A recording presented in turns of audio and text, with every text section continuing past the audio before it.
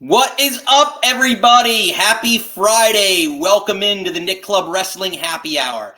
I am one half of your host and virtual bartender, Mr. Nick Teodoro. Joining me, as always, is my tag team partner in life, my wife, Miss Nicole. Nicole, what are you having this evening? I am having my usual Tito's, vodka, cranberry, and orange juice. Mr. Nick, I need you to tell me what you're drinking and our three things for the show. I'm having my Cabernet 7 Oaks red wine as per usual here. Well, the Bloodline have sacrificed Paul Heyman. We've got a new VHS tape from Uncle Howdy, and we've got predictions for WWE Money in the Bank. It's Friday, July 5th, 2024. This is the Nick Club Wrestling Happy Hour.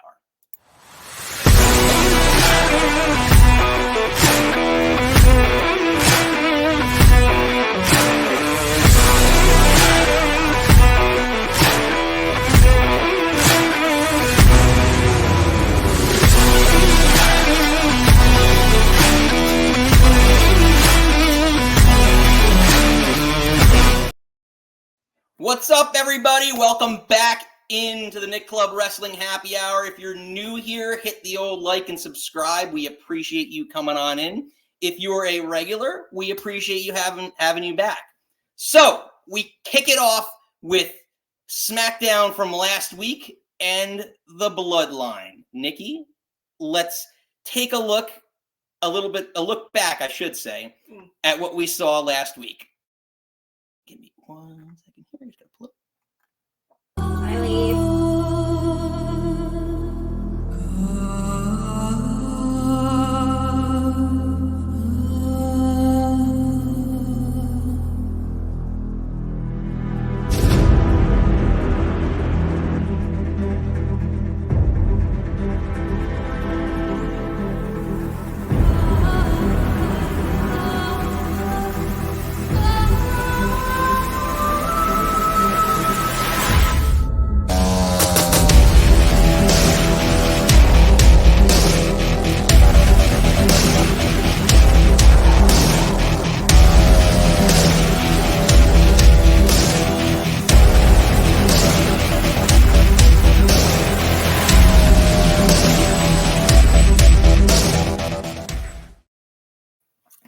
So, we take you back to SmackDown from last Friday, the Tribal Chief Acknowledgement Ceremony, where Solo Sikoa will be acknowledged as the new Tribal Chief. We open with SmackDown, the new Bloodline 2.0, whatever we're calling them, the Bloodline, if you will, come out, and they're immediately greeted by Cody Rhodes, Kevin Owens, and Randy Orton.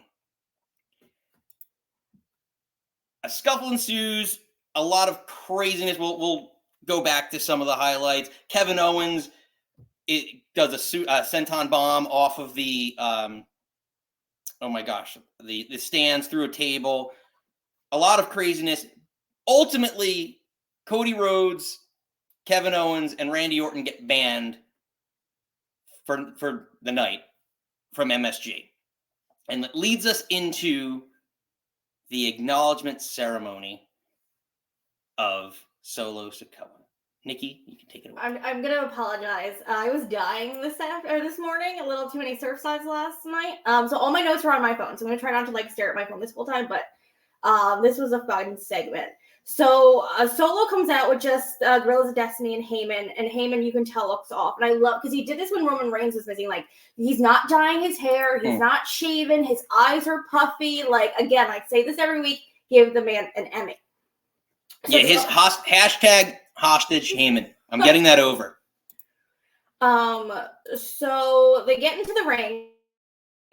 And Heyman's about to do his normal, ladies and gentlemen, blah, blah, blah, blah, blah. And Solo cuts him off.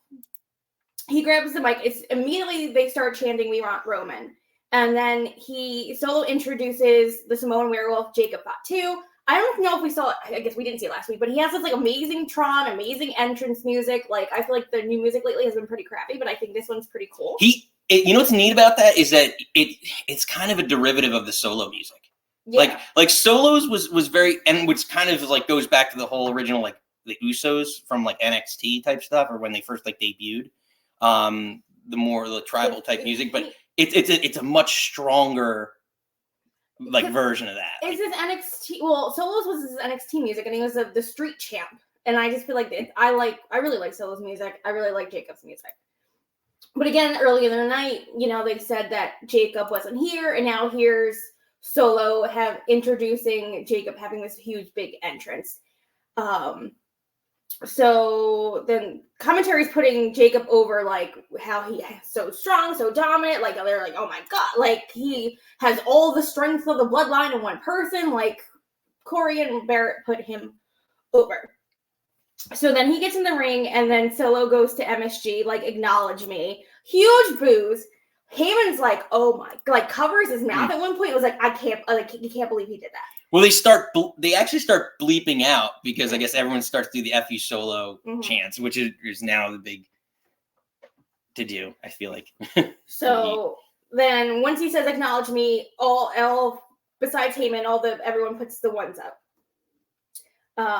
He looks shocked, and then he goes right hand man, Tama Tonga, step up, acknowledge me. Tama does. He says, infamous Tonga, come up and acknowledge me. He says, our love always, I acknowledge you. He goes, my enforcer, Jacob Fatu, step up and acknowledge me. And he's like, I love you, I acknowledge you. Which Jacob just plays like a crazy person so well. Yeah. like I know he's but just him and Tama just play this like savage, like rogue, like Heyman plays like the rogue Samoan thing so well. So like I know Tonga's part of this, but like he seems more of like the reserved, like quiet, like guy. But like these two just play this up so perfectly in this new iteration, right? Because obviously, like Solo was Roman's enforcer, and now they have Jacob as his enforcer. Like, I really do love that. Even though he's kind of small, I feel like he's a little bit smaller than him. But right, I digress. But he said, like, again, commentary put him over that he has like the strength of the whole bloodline, but. I don't know. He's all even the though way he's to smaller, I think he's probably better in the ring, a little more vicious. Yeah. He plays it off well, regardless. Yeah. So then out of nowhere, I think it was Tama or Tonga, one of them. They pulls out the Samoan land. I'm gonna try to say this. The Ula Fala. I think that's it. I'm sorry. Someone correct her in the comments. Well, I don't know how you can correct the pronunciation, but we'll try. It's Ula Fala, Ulafala, Ula Fala. So then, like, even see Heyman's face is like, he starts screaming. He's like, "Where did you get that from? Like, where did you get this?" Because I think it's like it looks exactly like the one that Roman Reigns has. Yeah. So I think they're insinuating like this is Roman's. So he's just like, "Where did you get this from?" So basically, then he goes to Heyman, like, acknowledge me as your tribal chief, hands him the mic and hands him the Ula Fala. And then Heyman hugs it and kisses it. And should we take you to it? I love you. And I acknowledge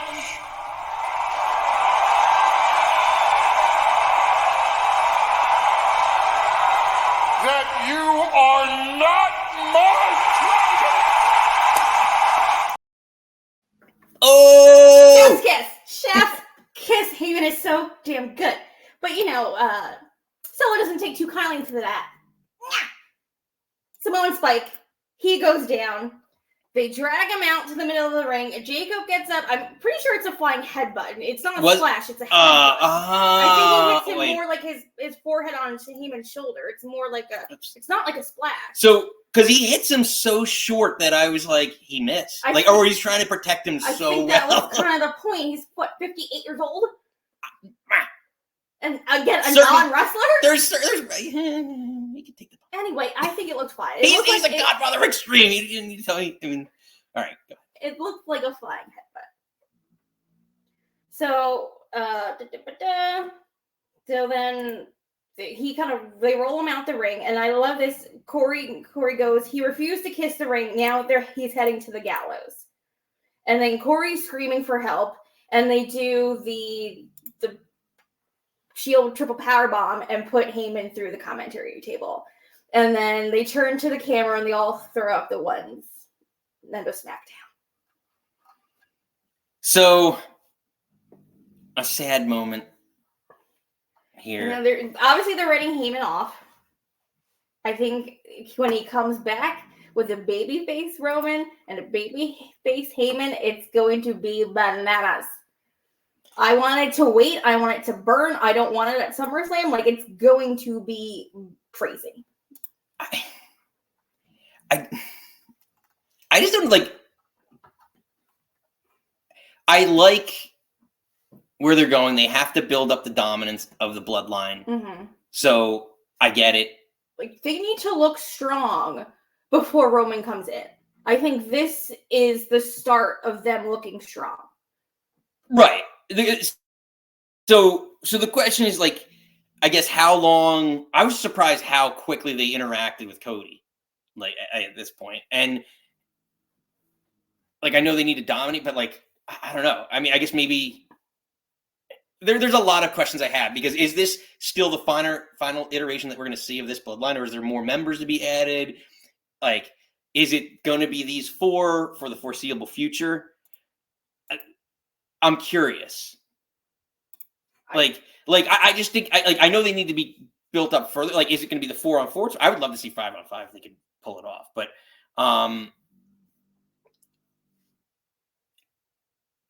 like, where do you go after if they? And we're gonna talk about this a lot later. Like with the 3-on-3 match, like you beat Cody and you beat Randy, or like, where do you go as a feud after that? Like, I guess you have to probably start integrating some of, Jimmy, Jay, Roman. Like, does Roman come back? Like, there was rumors that Roman's going to be back soon, like in July. Is Roman back? Could he return at Money in the Bank? Oh, God, no. They need to wait. Like, because I feel like after you just debuted Jacob last week, he finally just has, like, again, I forgot to say that, like, Jacob's putting the Ulafal on him, like, they're anointing him, really, like, their tribal chief. This is his blood, this is his faction. You have, like, the two brothers, you have your crazy enforcer, and then you have the leader. I think it mimics exactly what Roman did. They have to go on a tear. They need to start, like, put the tag belts on GOD. I think maybe I would like at some point maybe Jacob to have a belt, but you need to start, like, they need to blow out tomorrow, build them up, put some gold on them, and then Roman come back. Like, they have to, like, this is like their first, all four of them together. Like, this is the start. Yeah, that's fair. Let's get off some comments. Lisa's talking about, hostage Heyman, give that man an Oscar. Well, agreed, Lisa. Just for the bump alone. Just for the bump alone. Taking a headbutt and then going through a commentary table, like, ugh. And then the Samoan Spike. Well, Spike. Well, he still has to sell it. Well, Ed's saying Roman can come back at Mania for all he cares. Yeah, I think you need to wait. I'm thinking not like he's gonna debut or come back in the Royal Rumble, but I think Royal Rumble season, like the Raw after Royal Rumble, so you can build to Mania. I know they're saying maybe Survivor Series, but maybe you could do the Survivor Series without Roman. I know that the rumors are that, like, Survivor Series is going to be, like, the four could be Roman, the Usos, and Sammy, the original 4 Bloodline wrestlers. I don't know. I don't want Sammy to be the fourth if he's the fourth in the team. Well, if he's losing that belt, it's going to make something about that. I don't know. Spoilies for later. Well, I don't know. We want to hear from all of you. As people are chiming in, hit the old Samoan Spike on the like button. And subscribe if you haven't already. So we appreciate you all. But yeah, we want to hear from all of you. What are you thinking about this? Dun, dun, dun, dun, dun. He did. Heyman did Samoan Spike that like button. Wow. I think I need to probably change it up now, and I need to get a new one of, like, actual Paul Heyman. No, poor Heyman. Paul Heyman getting the spike. I know, he's good. And when he comes back with Roman, But I think it's good. I think as much as we do love Heyman and give him all the awards, but again, having him off TV, giving it some time to breathe, and when he comes back, it's going to be magnificent. Sometimes it's okay to not be on TV for a little bit. Make me miss you. Make me want you back. Absence makes the heart grow fonder. That's it. I can't miss you if you don't leave. Yeah, so. Well, that's, I mean, the sad part, that's kind of the not the beauty, but like, you don't want anyone to get injured, but that's kind of like the beauty of some injuries. You know, you go away, like Rhea Ripley's going to come back super. Mega. Like, yeah. Mega. And even like Seth wasn't gone that long, and when he came out, I started screaming at you, and I was like, it wasn't as long as maybe it should have been, but I was like, oh, he's back. I missed him. And same with MJF when he was out, he came back, and I was like, oh my god, this is what AEW needed. So I think Heyman Roman off TV for a while, it's gonna be good. Yeah, for sure. So let's take it in to the mid card for this evening. Uncle Howdy with a new VHS tape.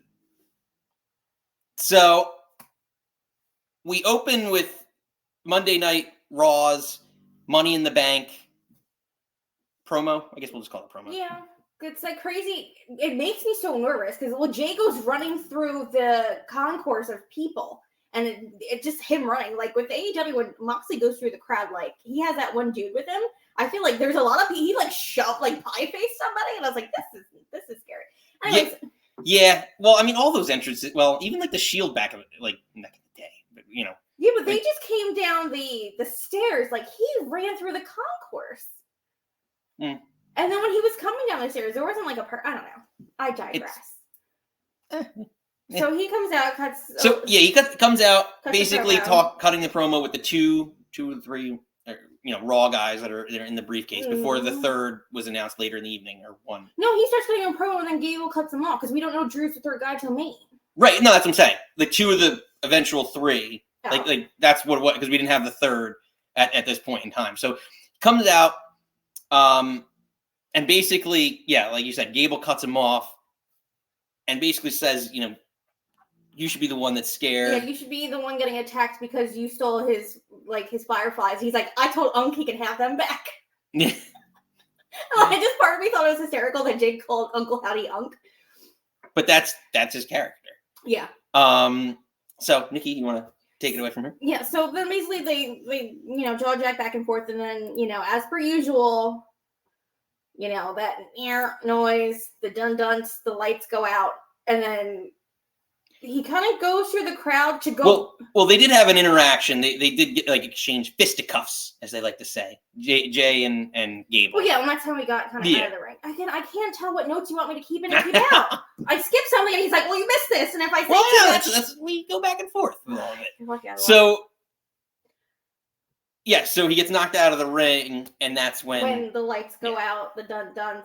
The fireflies are out. So he kind of cuts through the crowd to go up back onto the ramp. And then in the shadow and the lights, first you see Huskus, the pig boy. And then he's like, I can't go this way. And then he says, it's Huskus first, because you can tell by his little ears. And then it goes to the other side, and then you see Rambling Rabbit, because you can see the big ears. I'm sorry.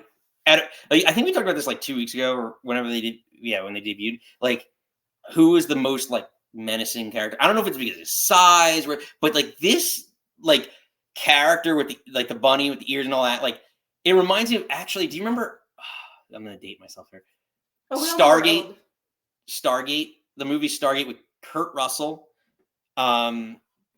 Basically, it was circa 1994-ish, but basically it's an alien presence, and all these guys get possessed by the aliens. But regardless, it's just a very menacing character. These guys are 8 feet tall, and it reminded me of that. I really love how this character particularly is personified. I do quickly want to give a shout out to Steven! His comment, go into Caroline, made me laugh. For anyone, again, dating ourselves, poltergeist.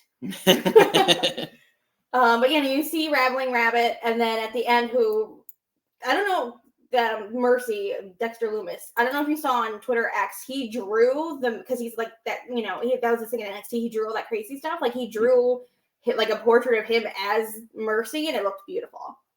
So then he basically sees the 3 characters, and then he goes off up through the crowd and disappears.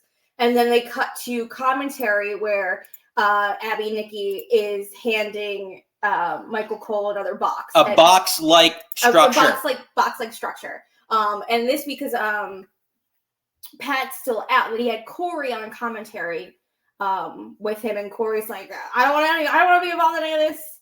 But again, gives them the box. They come back from commercial. It's another VHS tape that says "Play Me." Magically, Michael Cole hands it off to production, and then a couple commercials later, we see the VHS, which they kept. They kept your substitute VHS from 2000s to 2010 as we date ourselves again. Yeah. So again, it's another interview between kind of Bo Dallas, Taylor Rotunda, and Uncle Howdy. And then it's basically Bo's like, what are we doing here? And it kind of pans out. And if you can see they're in the fun house. They're in a blacked out version of the fun house. Which I didn't catch that originally. Like, I just thought he was just like, what are we doing here? Like, overall, like the whole theme idea of like, what are we doing here? You know? Yeah, but as it progresses, it's like they talk, we'll get there, but like they're in the fun house. And then Howdy goes, do you think you brought me to life? And then Bo goes, I was destined to do this. And then Uncle Howdy goes to him, so do you think you're special? And this is where this gets so much fun for us. So, on the show, we're big Bray Wyatt and Uncle Howdy fans. We're going to play this back. This is very reminiscent, and we're going to compare these side by side. So take a look to his answer to, do you think you're special? Special. Special implies that others are not. That there's others that are less than, that deserve to be forgotten.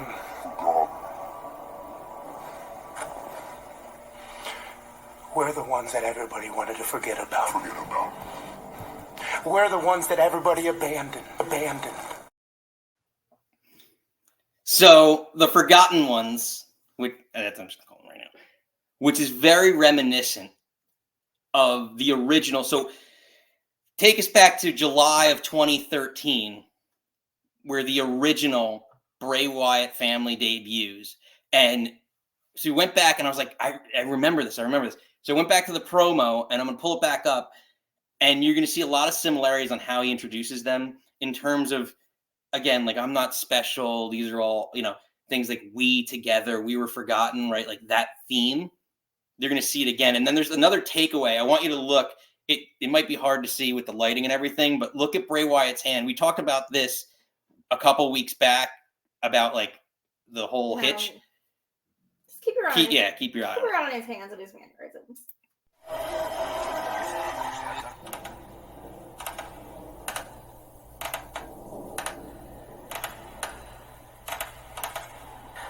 I have no followers. I have only brothers and sisters, all in the name of cause.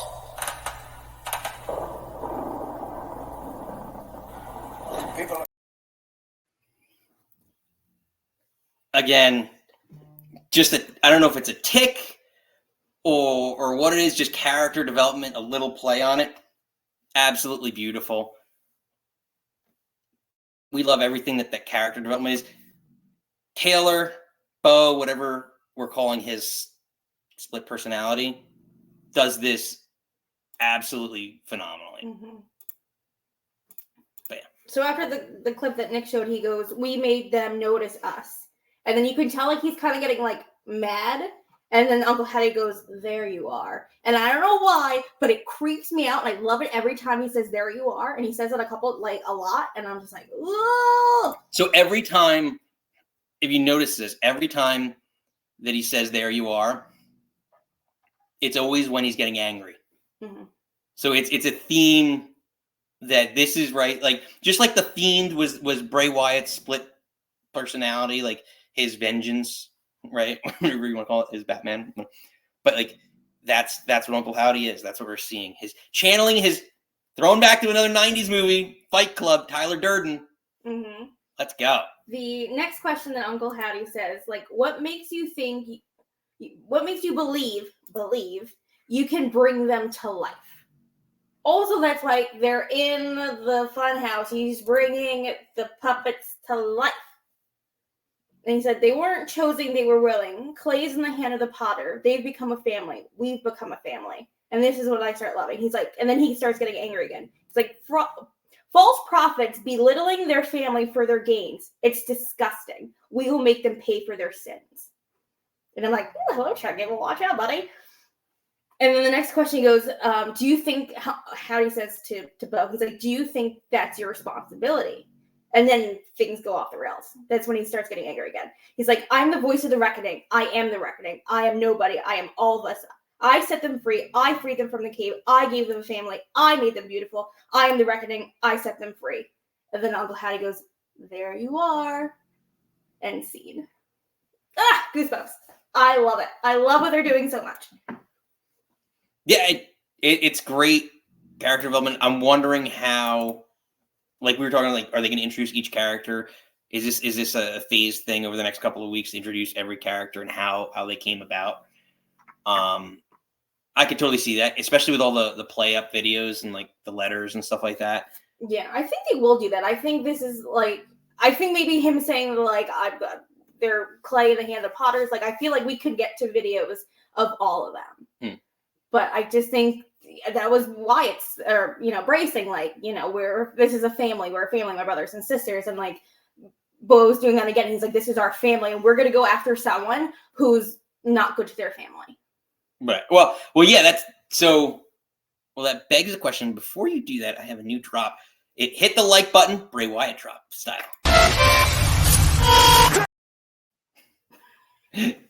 Follow us. I tried it out. So we have different ones. We have Uncle Howdy drops, and now we have Samoan Spike drops. So make sure you hit the like and subscribe button if you haven't already. But it actually begs the question, like, who is the Wyatt's next target? Because there's a lot of questions of where, like, was Chad Gable the target? Is Jey Uso, who's been involved in some of these situations, is it someone like could eventually? I know they're not on the same brand, like not next part, but eventually could, like, anyone who's bad to their brother, like, could it be the Creed? I don't know. Yeah, I think you have to, you're like, who's next? I'm like, he hasn't finished Gable yet. Yeah, but I don't know that, like, I don't know that he's finished. You don't think this is going to be a match between Howdy and Gable at some point? Oh, really? I don't want to spoil our picks for later, but be a wrestler. They do have to wrestle at some point. They do, but I don't think Gable's going to be. I think Gable's kind of like a, what's the word? Not white herring. Is it a white herring? Red herring? One of them. Red herring. One of the fishes. But like, I think Gable could be someone in this storyline that, like, is just like kind of like not like. I don't want to talk about like Dom Mysterio, but like kind of like Dom Mysterio is like kind of just like not an innocent bystander by any means, but like just kind of like falling into this storyline by the side, and then ultimately there's another target in here that he gets, because Gable's staying heel, and I don't, even though the Wyatt Six get cheered a lot. You're gonna get argued about the heel thing, face heel. Yes, I am, because I think they're going after a face. I think they're going after a face target. I think with him saying there's false prophets belittling their family, like, I don't know. I'm not going to have this argument we have every week about heel faces. I want to hear from everyone here chiming in. And then, who's the next target? Is it still Chad Gable? Or do you think maybe, this is the Money in the Bank preview. Do you think tomorrow night somehow that it could be another, could be some other person? Could be Jimmy. Main event Jey Uso, sorry. Dario. Let's see who's chiming in. All right, Ed says it's Gabe. Ed agrees with me. Well, Ed agrees with you, but I don't agree with Ed. Well, I think it's Uso. Main event Jey Uso. But we shall see. I know. I'm excited to see, again, if they do show up at Money in the Bank, what video we're going to see Monday. I would like them to switch it up a little bit, because if it's a third week in a row, you see Nikki come and give him a box-like structure with the video in it. Like, I mean, we can do something a little, I don't know. Well, yeah, there should be some sort of, what's the word, like evolution. Like, I would love for, like, something like if Chad is backstage and he gets like a package delivered. Mm. Postman Pierce, hello. Mm. I just want, because I know towards the end of the, people were feeling that like getting to this point was getting a little repetitive. I know that was also a criticism of Bray's, that it was like, all right, the Firefly Funhouse was like the same kind of thing every week. Mm. I just don't know if we interrupt a Chad promo, Chad Gable promo. There you go. Chad promo Gable. That's actually going to be his new character next time. Is going to be Chad promo Gable. It's better than Shorty J. I just wanted to be something different. Instead of interrupting the promo, Nikki comes out and hands something to Cole. But I'm not going to be mad at seeing another video. We got a bunch of new people coming in, so come on in. This is a call-in show, so feel free. We're going to open up the phone lines pretty soon after we get to our last topic here. If you're new here, hit the old like and subscribe. If you are a Bray Wyatt fan, you can do it.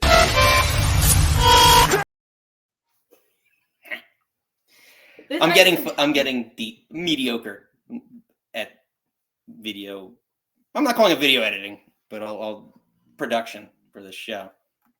Thank you. You're welcome. I'm here every Friday at 6. This was a unique show where we were just a little off schedule, but we're back here every Friday at 6, except this Sunday at 6, where we're recapping Money in the Bank, which brings us to the reason this show, well, really the main theme. Yeah, they don't do the money. It makes me really sad, because I feel like it's probably such a Vince thing that Triple H is like, But I don't know how I feel like these weird little spy I think of Shane McMahon. I don't think of Vince McMahon when I think of No, here comes the money. Yeah. Money. Ching, ching, bling, bling. Well, let's get to it. So, let's take you through. There's 5 matches on the card. I thought there was going to be 6 because I thought Liv Morgan was going to sneak it. I love these 5. Again, 5-match card. Last week, AEW, I stayed and watched the whole thing. 15-match card. Ugh. Well, still, I mean, again, 5, 6 matches, 5, 7 max. I appreciate it. 2 hours 45. That's a pay-per-view. Yeah. PLA, well, whatever. If you're not sure of all the matches, all 5 of them, let's recap it and take you through some of the images of the last couple of weeks that got us here.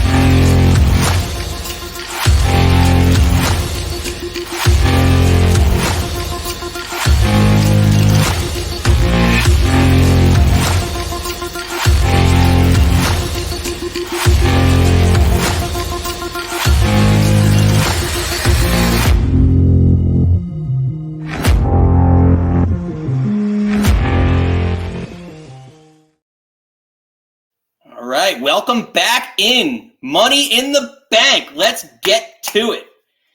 Tomorrow night, 7 Eastern time, whatever that is locally for you all. Let's get right to it. Nikki, we always like to open with the ladies. So, I'm going to try and read this off right. So we have in the women's Money in the Bank, Io Sky. Oh, I'm going to do this right. Lyra Valkyria. Valkyria. That was close. It's a pronunciation thing. Yeah. You're close. I'm proud of you know, we're East Coast, so I said it a little bit more.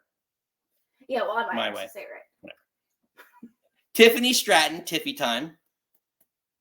We also have Naomi, Zoe Stark, not to be confused with Zoe Sky, friend of the show, and Chelsea Green, one of your favorites, all of our favorites. Who doesn't like Chelsea Green?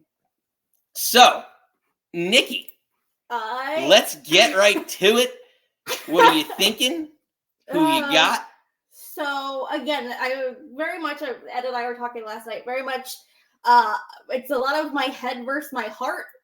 So my predictions are all over the place, and also what I've been saying on this podcast for probably like 3 months now, since Queen of the Ring. I originally said Tiffy to win, give her a little pink briefcase. But I have changed my mind, and I'm going Chelsea Green. I think you needed to give it to a same rationale of why, unfortunately, again, don't play the thing, why I said Nia was going to win Queen of the Ring. I think you need a kind of a delusional heel. Wait, don't. Anyway, I'm ready. Yes, Queen. But again, and I'm not saying that Tiffany's not. I think Tiffany is going to be a world champion. I don't necessarily think maybe she needs a briefcase to do that. I think give it to more someone with a character. Like, not that I don't get it. Tiffany does, but I think Chelsea's just a little more the veteran, can do a little more with it. And I would love to see her run around with it. She also, again, if this is anybody else, I'd be pissed and devastated and annoyed. But she said she was going to bring back the Divas champion. I find her doing that hysterical.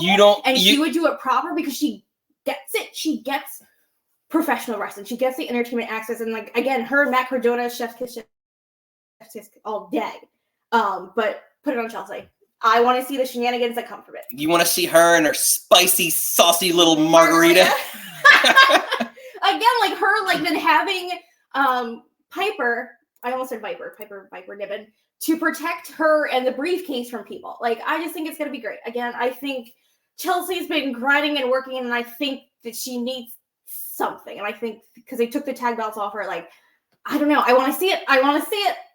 So I don't know. And this is news to today. Well, to us today, to me today. But like, so the other thing is in this match, just an interesting angle. Before I give you my prediction, that Trish Stratus, you mentioned this, so I'm going to give you credit where it's due, is hosting Money in the Bank this year. So is there any interaction between Trish and Zoe? Because the last time we saw Trish is when Zoe turned on her and she did what the Z360 and Trish didn't really celebrate, right? But are they just because they're in Canada and you want Trish, or is there going to be some storyline development or something? Because I know, like, what her match was, it was her, Dakota, and Ivy. It was her, Ivy, and somebody. Was it the Dakota Kai? I think it was the Dakota Kai one. But I think people wanted to see Dakota, or, you know, I know Ivy Niles, your girl, that maybe seeing her in there instead of Zoe. Well, Ivy needed to lose because she needs to fall enough because this Creed, her, the Creeds. Again, I'm just saying. So speculation station. Before I tell you my prediction, which is going to give it away, but actually, yeah, this is a perfect segue to my prediction. I think Tiffany Stratton is going to win this match. 100% hands down. She's the perfect contender to hold that belt, that title, whatever you want to call it, briefcase title. It's a title, though. It's a title to be Miss Money in the Bank, Ms. or Mrs., whatever they want to call it. But I think she's the perfect person to have it. And the element of now that she's with Nia, who's challenging Bayley at SummerSlam, could add a whole other dynamic to this where she could cash in on Nia, who she's friends with. She could cash in on Bayley after Bayley beats Nia in a crazy match, which always seemed to be something like that, where, like, you know, on the men's side of things, you know, like Lesnar, all these matches where there's a lot of destruction, Lesnar, Reigns, like people would cash in those scenarios. I could totally see that happening and that being a way to, you know, Bayley's out of the title picture.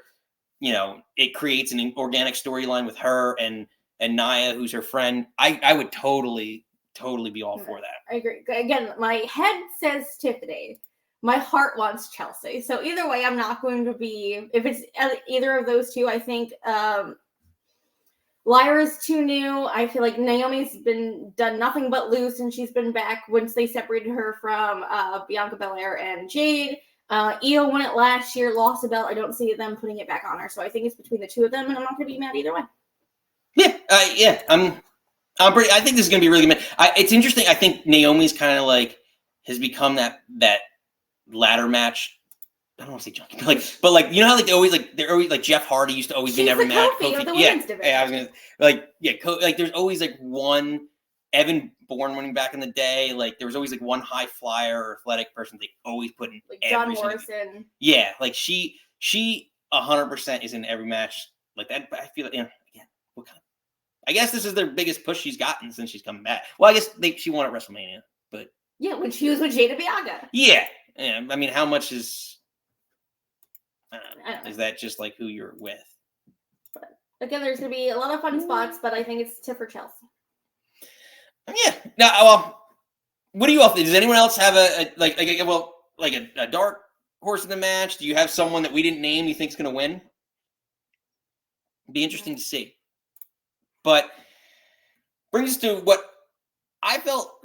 I don't know if you collectively feel is probably match 2. It's always a constant mid-card match, but Bron Breakker challenging for his first main roster title, the Intercontinental title against Sami Zayn. Nikki, did you call him Sandy? Sam, no, it's Sam. You said Sandy. You're hearing things over here. Sammy. This is recorded so everyone can hear. I'm going your deafness. So we're getting Nikki a hearing aid for. I'll be 36 in October. It'll be a great birthday gift. But we open it up. Do you, Nikki, ladies first? Who do you got? Bron Breakker, baby. I think it's time. I think because also Braun also beat Gunther. And a little I really like the Sammy Gunther match, but I think I don't know. I feel like it was more like can he, won't he, what's Sammy gonna do? Can he beat him? And like Braun just kind of beat him. So I think Braun beating the guy that beat Gunther. And I think also if you're treating him like name I don't like Brock Lesnar, put a belt on this man quickly, shoot him to the moon. And I think then having him at SummerSlam, whoever he faces, have another win and have his first big title defense at SummerSlam, being the champion.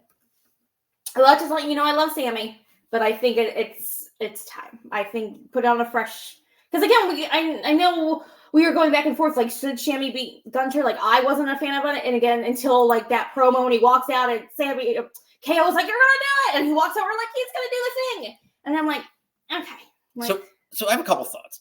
Like, first off, he's like, you kind of touched on it. Like, he's the lovable underdog, which I think even in this photo, like, I hate it. Like, I'm sorry, but he's like, I'm here, man. Like, he sounds like kind of like he looks like just like, I'm not supposed to be here, man. Like, I'm the Intercontinental Champion, but I just keep overcoming all this stuff. I don't know. Like, I just feel like even the photo, I just kind of But like he's the lovable underdog is the character. Oh, the underdog from the underground. Sorry, it was bothering me what they were calling him in NXT. Oh, okay. Yes. So that being said, like I remember back to WrestleMania, Gunther gave him a beatdown. To your point, right? Like he just beat the crap out of him the whole match. I don't know that like it's not going to happen again in that similar vein of like he just always takes a beating, and you know Sammy's just like Daniel Bryan was the more recently like just every time you think he's down, or Rey Mysterio, like even though he's bigger than that, like that's just the underdog role that he's going to have. I don't know. I don't think, and also like Bron Breakker getting over on him on Raw doesn't make me. You talk about this all the time over. I know. I didn't like tall. that he touched the belt, but I don't know. I think it'd be crazy because then I feel like I'm booking too many title changes at Survivor. God, why do I keep saying that? SummerSlam. I don't know. I feel like it's time. I don't know. The other thing to think about in this whole situation is like, first off, well, another thing I just mentioned, like from Raw, like Bron Breakker is super over. It's crazy how over he is. But you need a belt to be super over. So I just feel like the way he's been built up the last couple of weeks, there's been outside interference that have messed up with his matches. I wouldn't be shocked if there's some kooky finish that allows Sammy to kick him with the haluva kick and some other Sheamus or Ludwig Kaiser or whoever like is in the mid card, like gets involved in this. And that's where Sammy ends up coming out on top, which is my pick. And this is where we differ. So I got Sami Zayn retaining as Intercontinental Champion here. Put the belt on Braun and have him go into programs with Sheamus and Ludwig and Ilya. Like, I'd rather see those matches. Like, there's so many more people I want to see Braun have bigger matches with than, like, Sammy having matches with these people. Like, do I want to see Sammy Sheamus? But it's about, like, especially if you're talking about, like, having good matches, like, Braun's still so green to the main roster that he could still get put into a program around. Yeah, then put him in a program with Sheamus for the IC belt and have Sheamus like. I think Braun could be challenging for the world title and could skip the Intercontinental. But I don't think he needs a mid-card title to, especially if you want to make him a mega star. Name who you hate, Brock Lesnar, challenge at SummerSlam for the world title. So like his first, win could be. I disagree because look who's the Booker man now. It's Triple H. He and then Rock and Austin, all that old school 90s stuff is you win the IC belt, then you move up. That's what they did with Gunther. Gunther had a dominant crazy reign. He's winning that belt at SummerSlam. Like, I feel like Triple H is bringing that back. Like, let's put the mid card, strap you to the fucking moon. When you've done all you can do in that scene, then we're moving you up. I think that's where they're going. I think they're trying to build I think they're in the process of building stars for each tier. And I think there's going to be tiered stars. Like this is a guy or girl that we view as a mid-tier, like mid-level, mid-carder. There's someone that we view as a jobber. There's someone we view as a main event status. Bron Breakker, I think they view as a main eventer. Like he reminds me so much, even though his Rick Steiner's son, Scott Steiner, and just like early stages Scott Steiner, you could build him up as a main event talent. So I don't know. What do you all think? Do you want to see Bron Breakker win the Intercontinental title this weekend, or you want to see him wait, maybe compete for the World Championship? I'm not saying he's old, but I'm ready for some new blood, some new things. Like, well, listen, let's do this. If you agree with me and you think that Sammy's going to win, hit the like button. If you agree with Nikki and you think that Bron Breakker is going to win, hit the like button. Smooth, man. You like that? So smooth. That's called marketing. Next. All right, on to I put this in the mid card, but it's definitely not. I don't think it's going to be, but we go to the 6-man tag. I think it's opening. Yeah, I really had trouble figuring out some of the order of this match, this card. So we're usually pretty spot on. Actually, Nikki and I, in putting our match cards together, have been pretty good with like what opens and what closes. Not necessarily the middle per se, but like usually the traditional curtain jerker, as they call it, and the closing main event, we're pretty spot on it. Hold on, before we let's close out some of the comments for that. I'm just trying to catch up on some of the stuff. Sorry, buddy. I'm trying to do multitask here. So Lisa's got Tiff or Chelsea. I think Ed's got Gable for men's Money in the Bank. Well, that was for who the Wyatts are facing, I believe. Whoops. Again, Ed, you'll let us know if I'm wrong. Yeah, I have to keep track of all these things. But move on. So again, back to the 6-man tag. No, whoops. The ladder match. Whoops. I reordered. Because I think the tag. Actually, this is actually what I thought. Well, I think the tag is going to open. It's Cody. Cody's going on first or last, like he just did with the last pay-per-view. See, I got all messed up. This is what happens when I put it together 20 minutes before.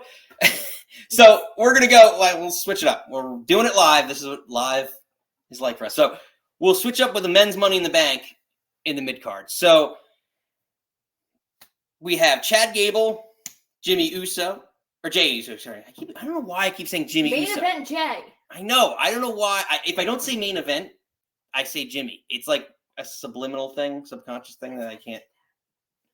So, yeah, probably, yeah, 100%. So, main event Jey Uso, Andrade, Chad Gable, L.A. Knight. Yeah. Drew McIntyre, who just on Monday Night Raw qualified for this match. And we have Carmelo Hayes. Nikki? Oh, you want me to go first for this one? Yeah. I feel like we always let that. Again, head versus heart. My heart wants Chad Gable because I very much love Chad Gable. I know he's doing the thing with the Wyatt family, and I also very much love that. But I just want a gold on Gable, and I feel like that IC belt is kind of drifted away. But my head and me putting my Booker hat on is Drew. Drew wins it. He has said on Raw that if he wins it, he's cashing in that night. So to me, early, he wins the briefcase.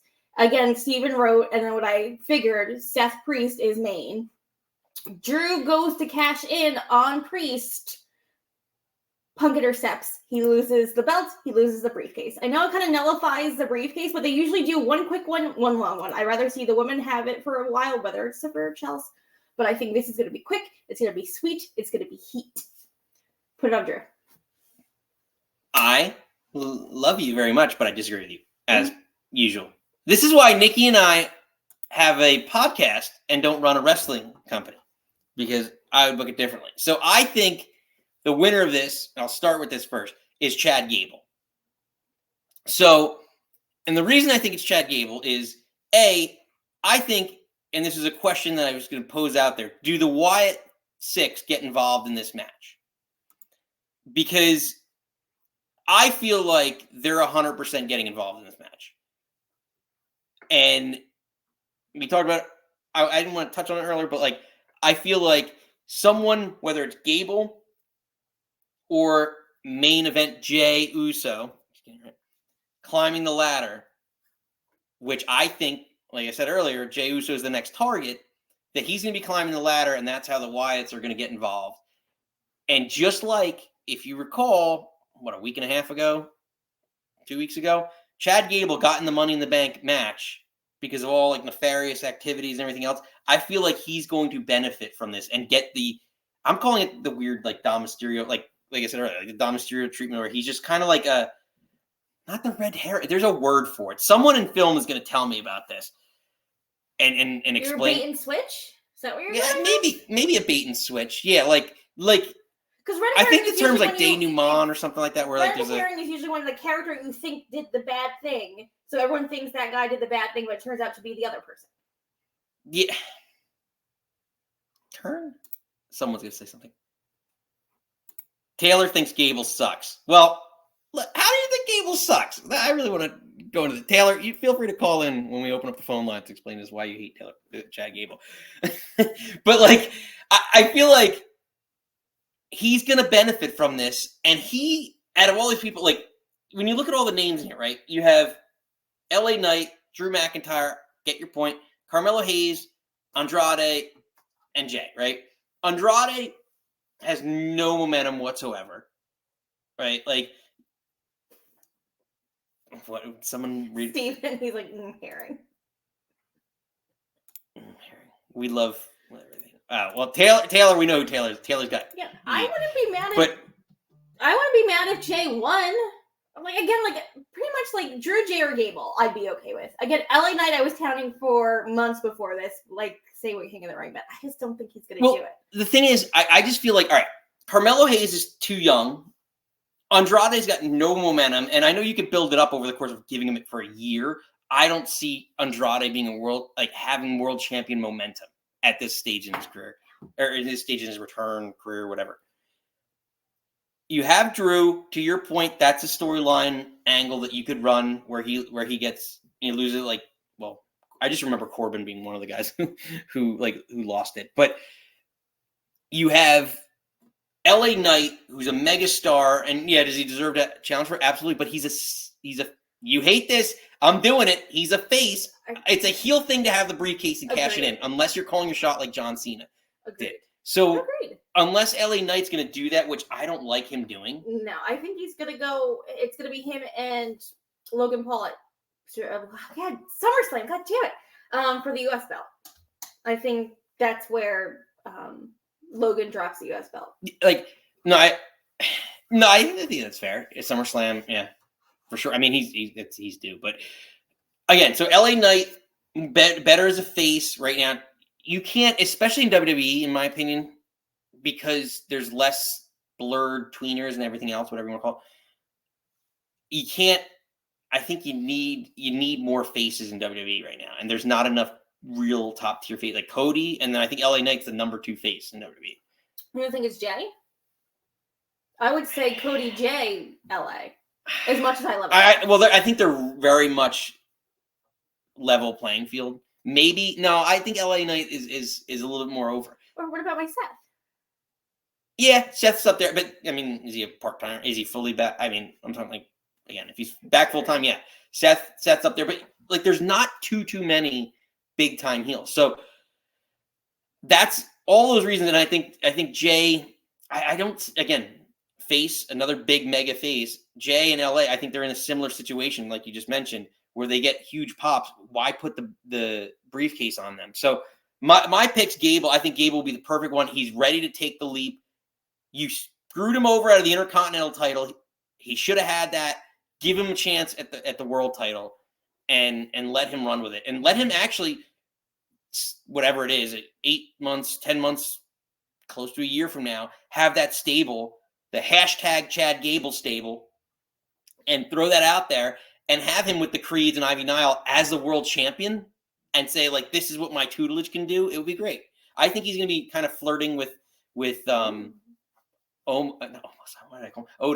Oh my gosh, I had a little dyslexic there. But Otis, and trying to get him back for the next couple of weeks until he finally realizes that, like, the Creeds are really where he needs to be at. And it's interesting that the Creed brothers, and you're talking about family. It's a nice play, I feel like, in the writing angle. So we want to hear from all you. What are you all thinking? Who do you got winning this? Who's the next Mr. Money in the Bank?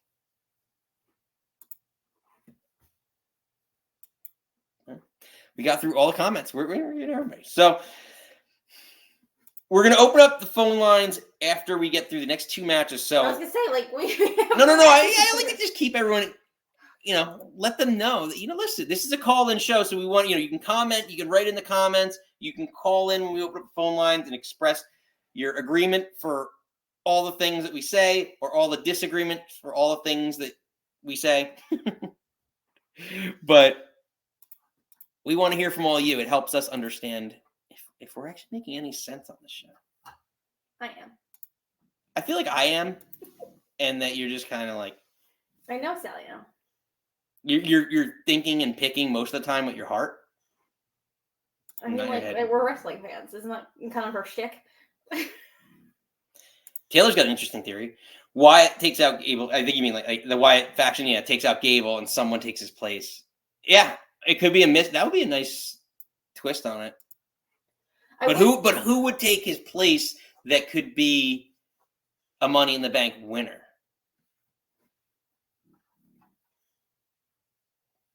I don't know. I would like to see Gable do a moonsault off the ladder, so I hope he's in it. Or maybe he's in it for a little bit and gets taken out. Like, we're watching on TV, Taylor. Yes, if we're going to the show, we're watching TV. No, we're watching on Peacock like most everybody else. I think Taylor thinks Roman. I think maybe he's being sarcastic, but Roman, that would be interesting, but that would be pretty crazy. Actually, it's not that outlandish, because early rumors are that it could be a triple threat with Rock, Roman, Cody for WrestleMania. So that'd be interesting, having him have the briefcase and just not be around. I hate all of that. It's just it's a theory. You never know. Or does you take out one of the? If you take out Gable, then put in the? Oh, that's awesome. Are you in Canada? Or are you traveling to Canada to go to watch it live? Yeah, that's a good question. Well, Taylor, now you know you're part of the happy hour. Now you got to call in on Sunday and let us know what the atmosphere was like. We're going to look out. If you want to throw up a sign, tell us what your sign's going to be. Put up your sign. Maybe get on TV. And we can comment on it. We know that guy. He's a regular. But, yeah. Bring back heel doink. Oh, that's awesome. Enjoy. That's exciting. I haven't been to a pay-per-view event in years. From Toronto. There we go. Friends from around the world. New friends. Cheers. Welcome to the happy hour. So, let's move into what I think is, I don't even know anymore how I'm booking this, but the Bloodline should open. Cody, I think Cody, if he's not last, he's first like he was. As I'm thinking out loud, it's probably going, because didn't they open last or 2 pay-per-views ago with like something similar? The I Quit match was first. When I said that last pay-per-view, if Cody's not going on last, he's going on first. Yeah. It's the same what Brock Lesnar did, and that's why him and Seth had the open Mania that one year. Can I just say, I didn't notice this until just now, but like live reaction. Cody Rhodes' Ultimate Warrior jacket looks banging. It's like an Ultimate Warrior meets Randy Savage deal in this photo. Was it the coloring? Yeah, like every time I see green and like weird like pattern, I always think Ultimate Warrior. Ultimate Warrior was green. Okay. I don't know. Just throwing that out there. But as like I said before, Bloodline needs to win. We're not as far as this recording. I'm sure maybe we'll know tonight that yeah, which 3 from the Bloodline are going to be in the match. But I think the Bloodline needs to win. I think they need a dominant win. I think maybe that's why I think KO or Randy's going to take the pin. I don't think necessarily Cody's going to take the pin, but I think Solo's pinning somebody. Yeah. He's got to look good. Well, so that's what I was going to ask is, like, first off, who are the 3 that represent the Bloodline? Like, is Jacob going to be in this match? Like, because he literally put everybody on, like, he took everybody out. So is he then who do you leave out? Because I think Tama would be in the match. Do you leave? No, yeah. Tom is the right hand man. No, it's probably going to be Solo in the 2 tag. But like, I thought like they put them all like kind of in the poster. So that's what it's like. So weird. Like, I guess just because he's like, the extra. But I'm guessing. Again, we all want to see, like, they're hyping him up so much. I feel like Jacob, his like arrival and everything else in this match. Like, we want to see more of him. I would just love to see him, but I think it'll probably be the tag team with Solo, and his enforcers on the outside. But yeah, I expect a lot. Like, you've seen it already. This is how it's been and set up for the last couple of weeks, months. Is the street fighting, the story, absolute like gang warfare type stuff. So that's what I'm expecting. A lot of just crazy spots, crazy stunts, and then pretty much Jacob to get involved.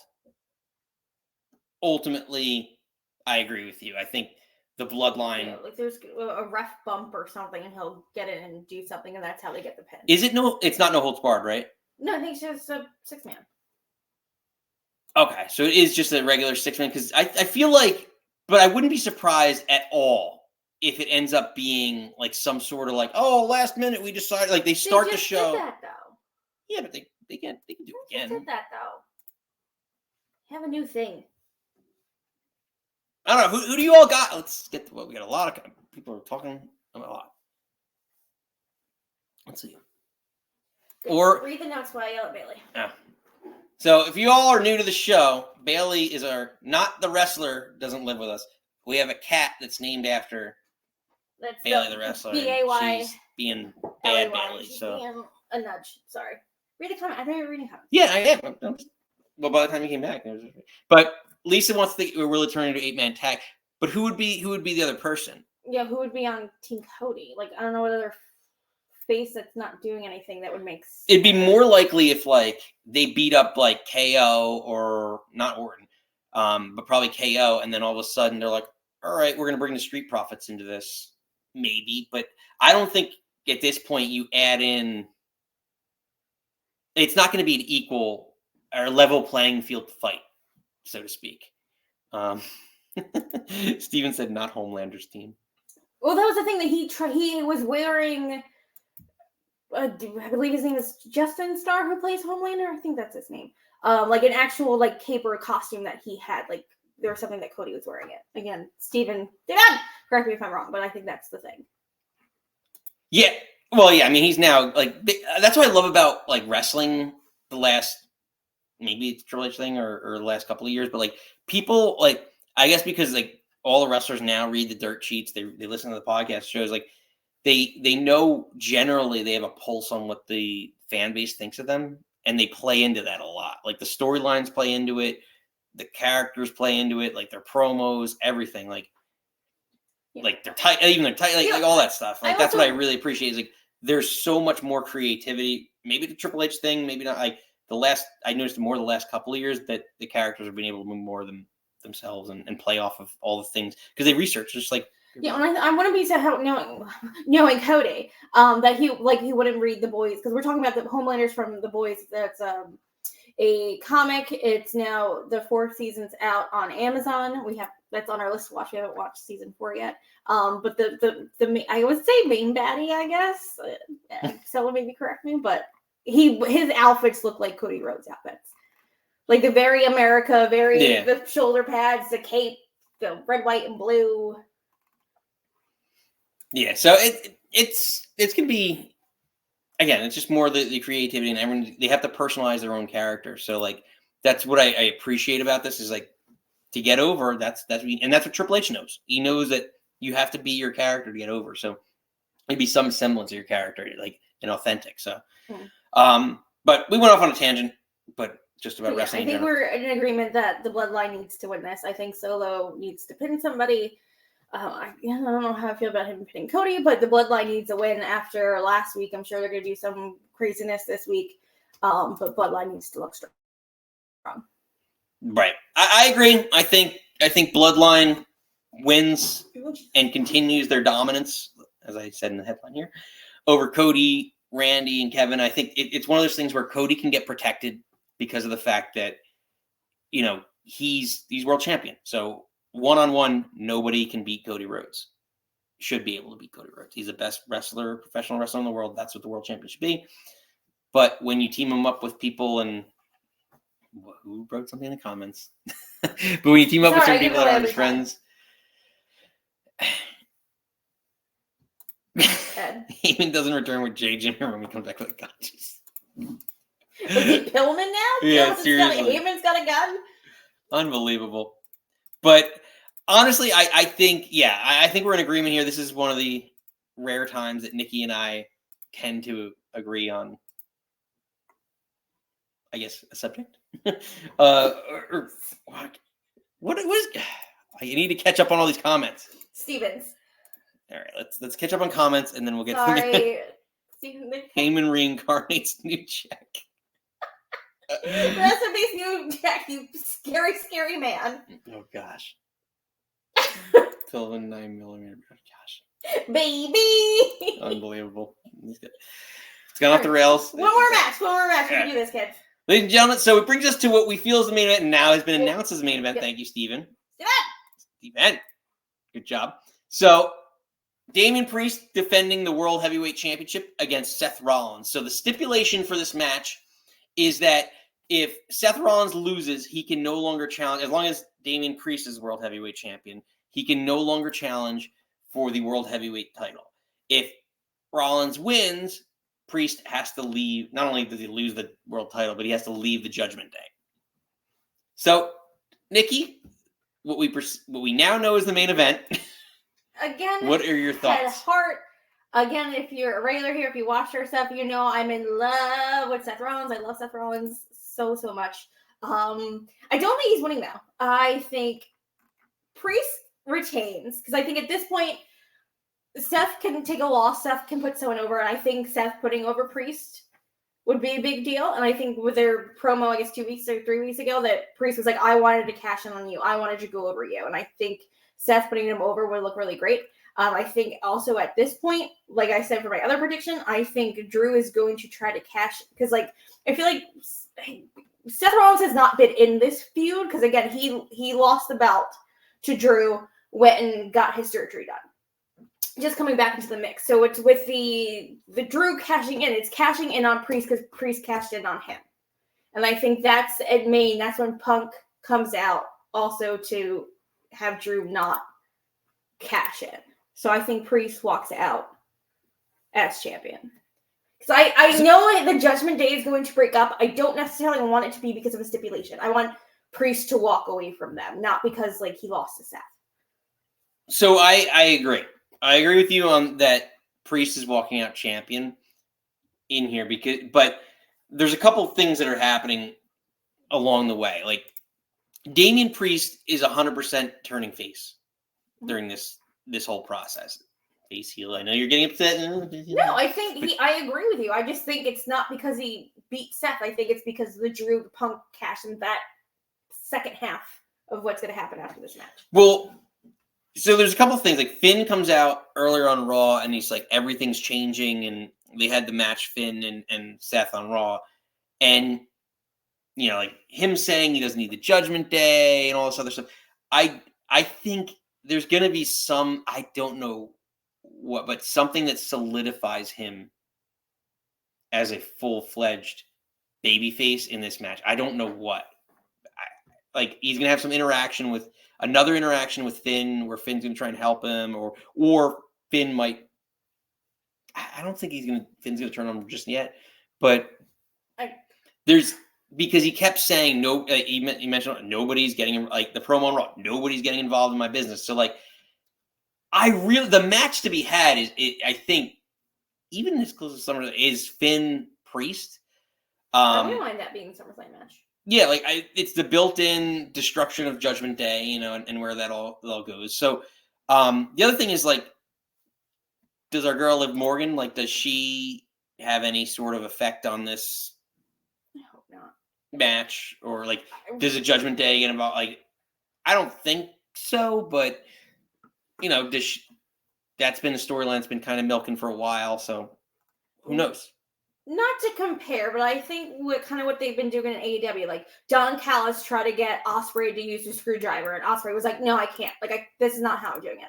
And same with MJF trying to get Daniel Garcia to use the ring, and he's like, "No, I'm not doing it." So I hope it's like Finn and McDonough trying to get Priest to do something or try to help him, and he's like, "No, like go," and that's how they get into their rift. And then, like, they'll come out on Monday, and he's like, "See, I didn't need you. Like, I won." Like, and then that is the descent. And I'm trying to think, when it was Finn Edge, when they kicked Edge out of the Judgment Day, was that at a SummerSlam? It was a pay-per-view, and I can't remember if that was SummerSlam or not. No, I thought they kicked him out on Raw. Like the Raw. No, they had a match afterwards because he blamed Finn, and it was like wasn't it an I Quit match? Was that the I Quit match when they threatened to hit Beth or Concerto Beth, and he said I quit, and cheered her anyway? Yeah. Was that at a SummerSlam? Please, someone, Stephen Ed, someone correct me in the comments down below. But I think that was a SummerSlam 2022. Yeah, see, Ed thinks he turns face because he sides with Rhea. Yes. Agreed. I would love to see which also leads me to believe that, like, Dom is going to go with them somehow in some weird, like, face turn. Yeah, I think Rhea, Dom, Priest, and then it'd be JD, Finn, Liv. Yeah, and like some 6-man person. 6-person. That's gonna. tag. If no one's. When did it was. But we want to hear from all you. Let us know. Who do you got? You got Priest? Do you have Seth Rollins? Interesting to see. As we started a little later tonight than usual, but we're glad you're here with us. Different crowd, a lot of newcomers, which we all appreciate. And again, if you are new, make sure you hit the old like and subscribe. Goes a long way to helping the cause. It was Extreme Rules, which led to the cage match at Mania. Was the cage match at Mania? No, it was Wrestling Mania. It was 39. So a lot to take in. So Nikki's got. Wait, you have. Sorry, we both agree on actually for one thing, well, sort of. Yeah, we disagree Priest. on the women and the IC. Yeah, so again, we'll get there, and I'll be 5-0, and you'll be 3-2, but it'll be right. Wait, hold on. Sorry, again with my phone bringing up her notes. Yeah, IC. I guess in the men's because you said Gable and I'm saying Drew. Whatever. Check us out on Sunday and see who gets to rub it in someone else's face. Yeah, well, we want to hear from all you. So let us know. Huh? What are you thinking for Money in the Bank? What are you drinking tonight? What are you thinking when you're drinking? We're going to open them up then. Let's. Are you ready? Money in the Bank phone lines. Sometimes. All right. Let's hit it. The button. Where's the button? Hit it and quit it, baby. Oh, I changed everything around, so now the button's in a different spot. So let's get it started. Phone lines are open.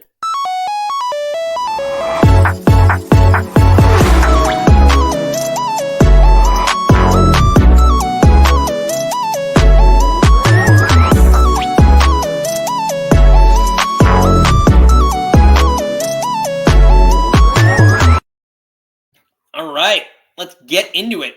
Huh. What are you thinking? What are you drinking? Ladies and gentlemen, welcome in the regular. You know him. Steven!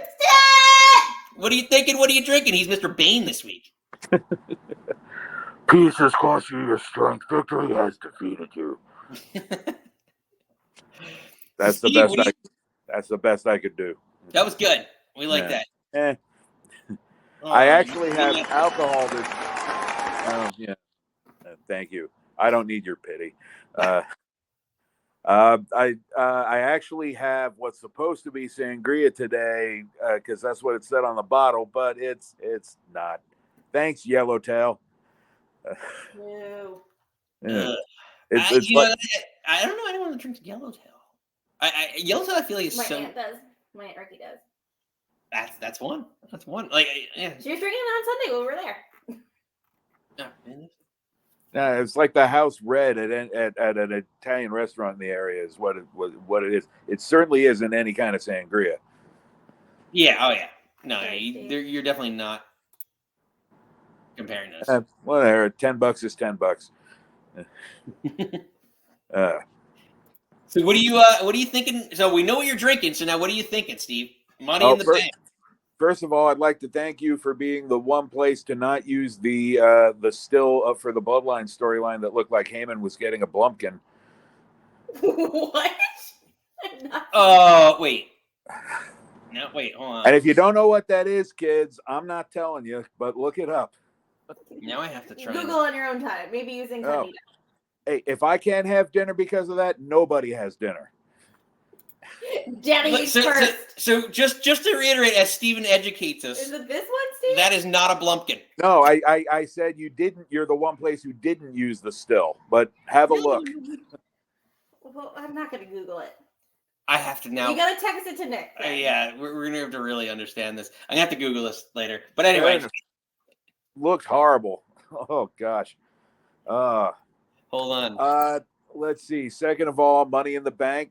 Great idea. I wish I had more of it, but let's see. I think I had trouble deciding who I thought was going to win the men's briefcase.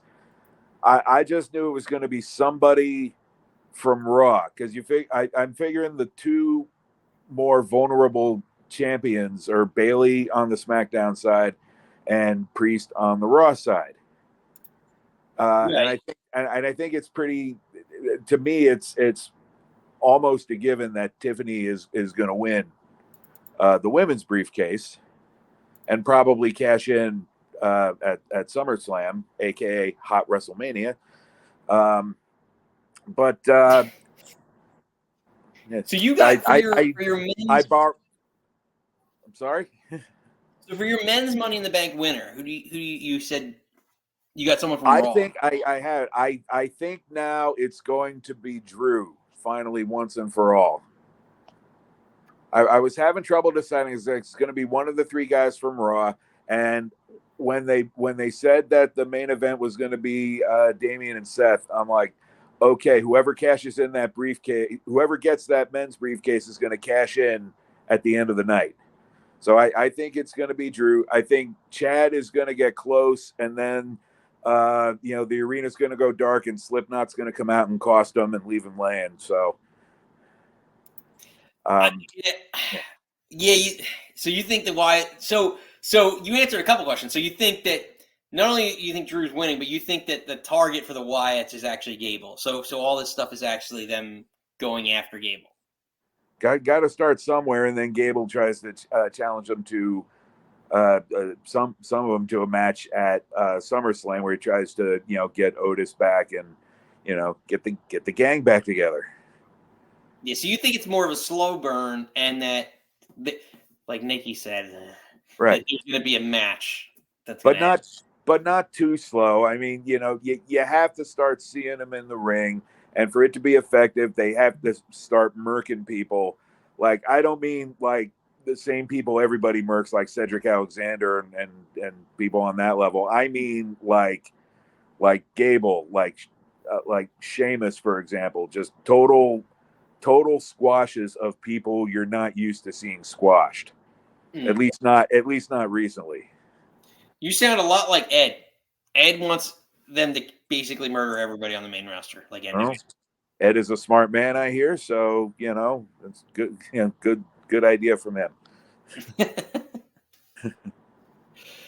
Well, Steve, yeah, it's interesting. Any other thoughts before we let you go here with your last shot? Any other thing? Yeah, gotta hurry this up. Yeah, just shout out to the local Stop and Shop for consistently being the first people to put out some form of Halloween candy this early in the year. Oh my gosh. Yeah. Oh. I don't even like candy that much, so that's a lot. No, but yeah, enjoy Toronto. Anybody who's going to the card Toronto, if you have some spare time while you're in town for the card, I can definitely highly recommend taking in a show at Second City up there. I loved Toronto when I was there. It's a great city. So have fun. Well put. Well, Steve, I'm out. pleasure as always. Adios. Cheers. You, sir, are cut off, or Bane is he being called tonight? Because he was called out. If you're new to the show, he was called out last week because Steven is kind of like the devil in AEW. He just comes in and changes his attire. He's got the mask on. No one really knows. So he got called out last week, and he's continuing. It's a mystery. He's like, what do they call it? Wait, Undisputed Kingdom. He's going to have a faction. He's an enigma. What do they call? I was gonna say what they. We're gonna call you the super charismatic enigma because I don't want to steal. I don't want to steal that name and Jeff Hardy trying to convince everyone he has charisma that he doesn't have. He's not that charismatic. Was it or the enigmatic? No, somebody. Oh my gosh! I know. Steve, I was trying to compare you to Jeff Hardy. Yeah, you tried. She's trying to put you over nicely. Well, phone line's still open. So before we get to our next caller. Hey, all. So Alicia's chiming in. We'll get some more comments here. Hey, all. Hold on. What about an 8-man tag with no-go solo shouts? I'm head of table. Roman comes out. Again, him and I say, no, I'm the head of the table. Knocks Solo out and wins the match. Sweet. Roman wins the match? I think that's what she's getting at. I guess they're making an 8-man, so it's all 4 of the 2.0 bloodline. And then Roman comes like the 4th man for Cody's, Cody, KO, and Randy. That'd be interesting. It would speed up that whole storyline a lot. So it'd be interesting. Yeah, I think they're gonna. That'd be crazy for them to do. On, more the 5th major PLE, but that'd be crazy. Yeah, like they're gonna build. I feel like it would be awesome. But they're going to build that up. Like, because I remember, like, Daniel Bryan, when he came out as, like, the 5th man against the Nexus, or 7th man against the Nexus, like, the whole Bret Hart thing. It'd be something along those lines. And yeah, they would wait and build it up and really slow play it to that point. Interesting concept. But yeah, I think it's going to be a 4-on-4 eventually, one way or the other. Let's see what else we got. Yeah, Alicia says, Slipknot. Love you, Steve. Yeah. Stop calling the Wyatt Six Slipknot. Oh, unbelievable. Again, for kids who don't know, Slipknot is a band from the early aughts that all wore masks. Go listen to the song Wait and Bleed, and you know what I'm talking about. Sorry, Steven, I don't drink nearly as much as Jeff. Yeah, I don't think anyone does. We call you the soberistic enigma. The sober enigma? Sober enigma. And I'm not going to read your comment because I know you're on the line. So let's wrap it up before we got 5 minutes before SmackDown here. So let's take one more caller so we can get off before, that sounds bad. So we can get everyone ready, a little bathroom break in, some snacks. But our last caller of the evening, ladies and gentlemen, Ed. Okay. Hey! Hi! I unmuted myself this time. It's great. Yeah, Nicely done. Learning. Computers are hard. Right? They are. They are hard. How's it going, guys? Ed, what are you thinking? What are you drinking? I have to get the lines in. We have to pay our bills here at the Nick Club Wrestling Network. Right? I'm kind of boring tonight. Just hydrating. Got me some Aquafina. Yeah, honestly, what am I thinking? I was going to chime in about everything you were talking about, but I had a conversation earlier. Yeah, right. I had a conversation earlier with a coworker of mine. He was asking whether or not he should watch AEW. And then I showed him the Orange Cassidy Penta match where they just Canadian destroyed each other back and forth. Yeah. Like right after, just like no effort slaps. And then Tony Schiavone's like, what the heck did we just watch? And my coworker was like, I don't know. And I don't know if I should watch this. That's still such a great underrated movie, the Canadian Destroyer. I could watch that done over and over I and do over. love a Canadian Destroyer. I don't know. It's It's just fun. like, Don't get me wrong, but well, I guess what is he looking for, and what are you trying to say with that match? Are you telling him to not watch this match, or are you telling him to watch but this? listen, I don't know what to tell him. Like, I gave him the breakdown of like, okay, here's MJF. This is what he like. This was the Devil storyline, and the payoff was MJF's heel again. Like his big return, he comes back and goes, "Yeah, this was a stupid idea from bad creative." Also, he's cosplaying as Triple H. I love MJF, but what are they doing? What's happening?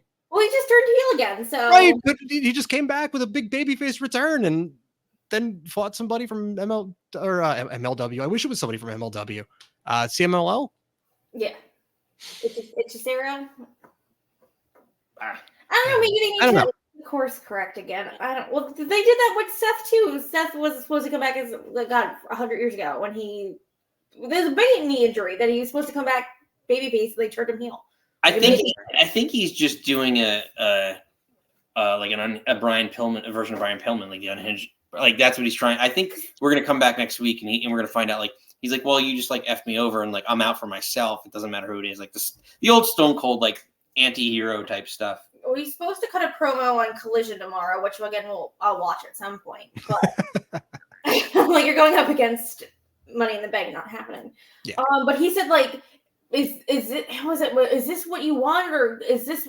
He was saying something to the crowd, and he tweeted, he's like, Daniel, this wasn't your fault, and I think it's gonna be like a "you people" promo. Oh, you people. You people. So I think he's gonna blame him. He's like, you wanted this, MJF. You wanted the heel. You wanted the, like. Yeah, you wanted the real scumbag. Now you got it. Like he's like, oh, you call me your scumbag? Like I'll show you scumbag. Like I think that's how that's gonna go. Yeah, and maybe I'm just overreacting, but it's like I don't know. I've been watching that guy since MLW. Him and Richard Holiday and Alexander Hammerstone. Like the dynasty was great. So just seeing those guys thrive at all is like good on you. So it just seeing him just mishandled over and over again. It's just like this guy. I hate that he calls himself a generational talent because I mean he is, but like when you start saying it, it kind of cheapens it. You know what I mean? Mm-hmm. Let the guy do his thing and let the work speak for itself. He shouldn't have to call himself that. Yeah, but everyone's trying to get themselves. Not everyone's a linguistic expert and master anymore. Fair. So they're all just trying to get themselves over. But he is like he's still good. Yeah, but he is. But he just like I don't know. Everyone tries to like. They all use the same words. Crimson Mask, like the same things that they learned from JR. And like, all right. Mm-hmm. Yeah, it's all the same thing. It's all been done. But I have no idea who's winning Money in the Bank, and to me, that's the most interesting. I mean, there's a lot of what ifs and a lot of people, like, kind of poking around in the back. Just like one, like in one in particular. Oh, sorry. When I said Money in the Bank, I mean the ladder match. I have no idea. Men's ladder match. Yeah. No, I'm like 100% positive that the ladder match. Yeah. When I said Money in the Bank, I mean the wrestling match. Don't yell at me. No, I'm like 100% positive. Tiffany Stratton's winning the women's. Yeah, I think it just looks so good on her. Like she's the perfect character for that. Because who else? I mean, like Chelsea Green's a close second for me because that would be fun. But I feel like that you're I don't want to say like you're cheapening it, but you are doing some fun character stuff with the briefcase. And yeah, I guess me thinking about this a little further, you could have some fun with her, like eventually cashing in, or like maybe she tries to, and like Piper screws her over or whatever. Like that could be fun too. But her eventually winning and being like a chicken shit heel with this belt and bringing back the Divas Championship. Yeah, you're right. That could be fun. I'm 50-50 now. Remind me of Thanks, like guys. Carmella, though. I feel That's what I was gonna say. Carmella winning the first time was great, but her winning because of James Ellsworth was kind of like put a weird taste in my mouth. Agreed. That's why they ran it back. Yeah, but And, like like- that felt bad too. Agreed. But that's the shot they use in promo packages. It was the second one. Yeah, Yeah. that makes sense. But yeah, the men's, I have no clue. I have no idea. Like, do you give it to Gable? But that feels a little weird. But like, I guess does he have it, and now he's just trying to dodge the Wyatt 6? Does Drew win clean? Ed, to your point, as you say that, I'm just reminded of, like, remember how Sheamus was champion for the Nexus the whole time? Like, it could be like one of those situations. Like he tries to. It would be. Imagine it would. You can't tell me it wouldn't be awesome if like he had the briefcase for like months and months, and like they started just haunting him every time he tried to cash in. That's fair. And I'm thinking, yeah, and that's kind of what I was thinking, that like that could be kind of fun, or maybe they screw him, or hell, maybe the Creed brothers and Ivy help him out for this, and that's how he wins. Right. I mean, maybe Drew just wins clean and goes to cash in later in the night, and Punk screws him over. My vote. Yeah, it'd be interesting to see. Again, I think we can agree, like, it's not Andrade. As we say that, it's I forgot he was in the match, and you guys talked about it earlier. And again, I feel like Mello on SmackDown versus Mello on NXT feels like two different Mellos. I'm like, where's the guy from NXT? Because this is not you. He feels I get what you're saying. I think he's just trying to find his footing in a massive. It's a completely different thing going from NXT to the big show. So maybe it's just, I don't want to say like first night jitters because he's been there for a little bit, but you get what I'm saying. He's still new. He's still finding his footing. Yeah, I think he'll have a good showing. He'll do some crazy big spot, but he's not winning. Yeah, I'm hoping, and now that we're talking about this, I am hoping they turn this into some kind of big like Attitude Era car crash schmaz where like, we get Logan Paul screwing over LA Knight. We get the Wyatt 6 haunting Chad Gable. We get Punk at some point maybe screwing over Drew McIntyre. No, I was gonna say Drew Galloway. Sorry. Wait, is that a movie? Drew Does Dallas? It will be. Honestly, the next massive pay-per-view needs to be in Texas, and so give me Drew Does Dallas. Listen. Next week there might be a Drew Does Dallas. Listen, I'm here for it. I need this guy just slinging it the Drew long Does way. Dallas drop might come next week, and at some point in time, the Nude Catch Republic drop is coming. I can't wait. I am so excited for the Nude Catch Republic. We gotta find the episode where you say John Moxley's bleeding somewhere. Yes, I'm sure he is right now. Somewhere. It's one of the original episodes of the show, and we have to find that because I honestly wish I could even remember the context. It was just something. I'm sure Moxley's bleeding right now. Like I don't. Yeah. Well, I'll have to dig. Yeah, it's somewhere in there. Maybe our new subscriber base, which new fun announcement. Sorry, Ed, that you're on during. Go! Please, it's your show. Continue. So cheers to that. Cheers to our 100th subscriber who didn't reach out to us to get the elusive Danhausen socks. Hey, Sockhausen. You don't put socks on any particular. Well, yes, you do. But yeah, because he's very good. But you don't describe them in any particular way. So we're doing 150 now? 150 gets the Danhausen? No, I think we're doing 500 now. Now we're going big. We got to go big. We're changing the game here. Go big or go home, right? Stop the socks. Give the merchandise back. They're mine. I feel like you gifted them to me. This is the Mr. Nick re-gift away 2024. 500 subscribers. Yeah, 500 subsubscribers for the re-gift. The Nick Club re-gifting. And you know, super kick that subscribe button too, guys. Come on, what are we doing here? Yeah, seriously. If you haven't yet, hold on. We got all these drops everywhere. Ed, I'll give you the choice since you're the caller. Do you want the Bray Wyatt drop or do you want the Samoan Spike? Ooh, give me the Bray Wyatt one. Okay, here we go. That's fun. See, because the other one cracks me up. I love the other one. The other one's great, but it cracks me up. All right. Well, I just want you to laugh and leave happy.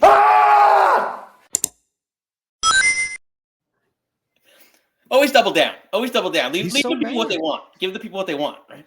Somebody should just give Solo a hug. He's so mad. He's always mad. Nothing didn't go his way. It's fine. He's got his enforcer now. He's gonna win tomorrow. I'm so excited. I just give me more of those guys. I can't wait for Tala Tonga to show up or whatever they're calling him now. I hope he's just Hikalu, honestly. But if he's popping in, let him show up, and he's the reason they beat Cody and friends. Like they actually probably going to make like Hiku instead of Haku. Ooh, or does Randy screw them over? Because he was looking at Cody's belt with lust in his eyes. You know what I mean? Like he was. Oh man. Was. No, it was, and I think someone, probably Cultaholic, because that's all I watch, said that like if they're the good, like baby faces are going to lose, and then Randy's going to turn on them for losing, and then go, maybe that would be SummerSlam. Because Nick, you were asking earlier, what do you do? Like, so the Bloodline wins, and then what do you do with Cody? Well, Orton gets pissed, RKO's him. There you go. That's a huge SummerSlam match, and it continues the next chapter of Cody till we get to the match with The Rock. Yep. Yeah, it's gonna be an interesting year with Cody. But he's not gonna have again. We talked about it, he's not gonna have this big definitive feud. He's just gonna have these one-off little matches to win till Brock comes back. Yeah, sure. And then he beats Brock, and it's gonna be awesome. He better. Yeah. Oh no, he will. He will. I think he will. Oh, I'm sorry. You said Rock, not Brock. I heard Brock, and I'm like, yeah, bring Brock back, and let him lose to Cody. It's great. I love it. Cody already beat him. Yeah, beat him again. Beat him 4 more times. Run it back. Ugh, they had 3 matches. Give him 4 more. Best of 7. Yes, best of 7. And then they become a tag team. Yeah. I love it. Wait, hold on. You said best of 7. That's how Sheamus. Brock Lesnar, Cody Rhodes. Hold on. No, Brock Lesnar, Cody Rhodes, they are the bar. Let's go. Like, I need them doing the thing. Wearing kilts. All right. Coming out On that note, music. All right. That's how I know it's gone off the rails. Sounds like the schism. Let's go. Look at this catchphrase. Ed, your last shot. I gotta get myself over. Come on. I think we know what your last shot. Yeah, Darby Allin sucks. You already know. Ed, you're cut off. Bye, Ed.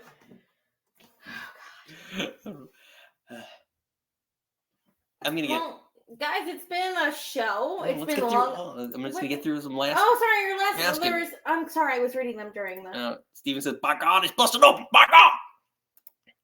Lisa is all about Drew Does Dallas. I know. Lisa is bow chicka bow wow in this show. She's Liv Morgan, Dom Mysterio in this Drew Does Dallas thing.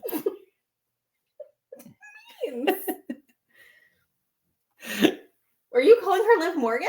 Yeah, like yeah. Lisa, do you want me? Let me know in the comments down below. Let me smack him. Or you're into it. Either way. Hit the like button if you want me to get the Simone Spike from Nikki. But all right, it's been fun. We started a little later than usual, but we appreciate you all. Did she say yes? Nope. She said, "Do not call me Liv Morgan." Do not call her Liv Morgan. Well, you know. Lisa, I love you. Well, it's a pleasure as always, but you don't have to go home. But you can't stay here. Bye.